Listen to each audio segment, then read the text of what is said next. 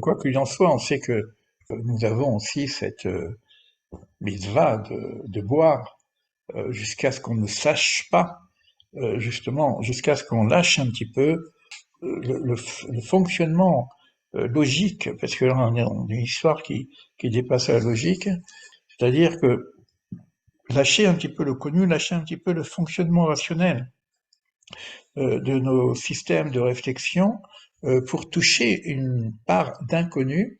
Je vais voir un petit peu si je trouve le passage du Rabbi Lubavitch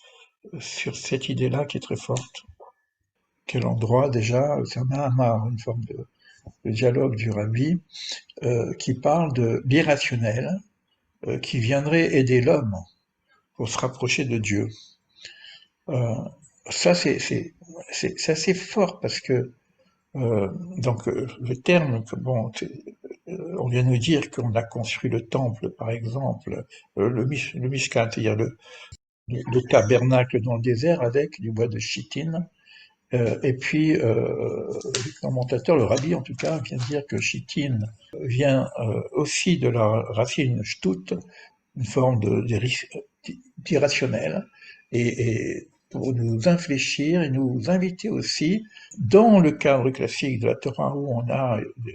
des règles bien précises, et même qu'on pourrait comprendre par la raison à travers le Talmud et à travers les enseignements de commentateurs, qu'il faut de temps en temps sortir un peu du cadre pour toucher des éléments autres, supérieurs, cachés. Alors là, il y a deux façons de voir de quelle façon on peut sortir du cadre, et le rabbi Dourier qui a naturellement, l'être humain, il sort du cadre de cette forme spirituelle classique qui serait des recommandations divines, etc., et qu'il va chercher des éléments beaucoup plus naturels dans sa démarche personnelle, et dans cette forme de hors norme, pour dire ça comme ça, il y a deux sorties, une sortie vers le bas et une sortie vers le haut. Et que lorsqu'on a, par exemple, beaucoup de philosophes dans le classique, on connaît comme Nietzsche qui vient nous apporter l'importance du ressenti. C'est la grande mode actuellement, hein, de vivre l'instant présent, le ressenti, etc.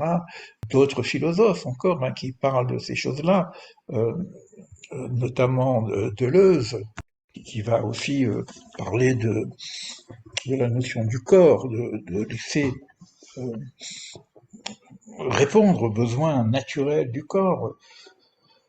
Quoique toi, Adler qui parle de la volonté de puissance. Et puis, si vous regardez bien les médias aujourd'hui, même Internet, les coachings, tout ce qui tourne autour de la réalisation de soi, les performances, etc., vont toujours dans ce sens-là, et au-delà du sacré, d'ailleurs, la plupart du temps. Que l'autre démarche, qui va aussi dans un sens euh, de transcender un petit peu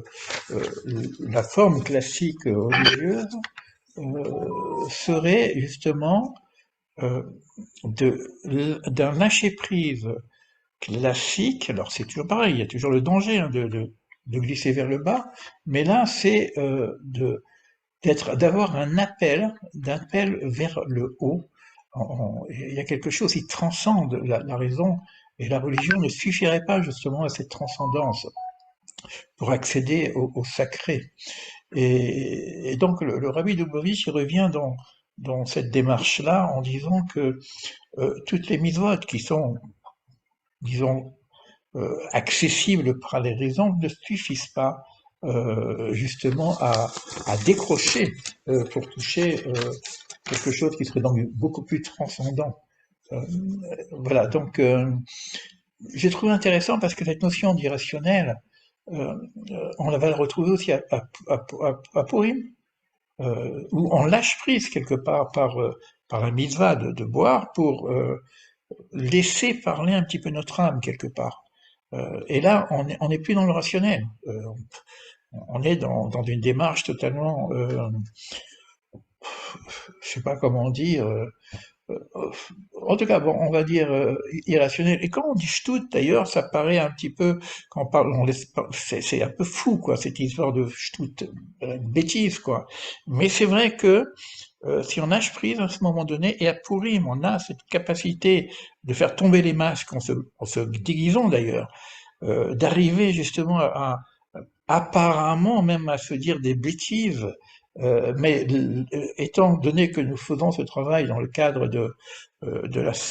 sainteté, et non pas de laisser développer notre beuverie, un peu et puis tomber dans la forme du Yetzer Hara qui reprend le contrôle, non, c'est le Yetzer Tov, l'instinct du bien, l'instinct spirituel caché dans notre âme, qui va commencer à s'exprimer. Et ça, c'est encore pour rime. C'est encore pour rime. Donc on a vu que une première notion, c'est que on a la problématique historique réelle de l'histoire du monde, où on a une extermination du peuple d'Israël, et puis on a aussi ce deuxième élément beaucoup plus spirituel, qui est une découverte de la face cachée du divin, et à Purim, justement, par rapport à cette fête hors norme, on pourrait accéder à cette face cachée du divin à l'intérieur de nous-mêmes, dans notre cœur, dans notre âme, etc. Voilà pour l'histoire de l'irrationnel.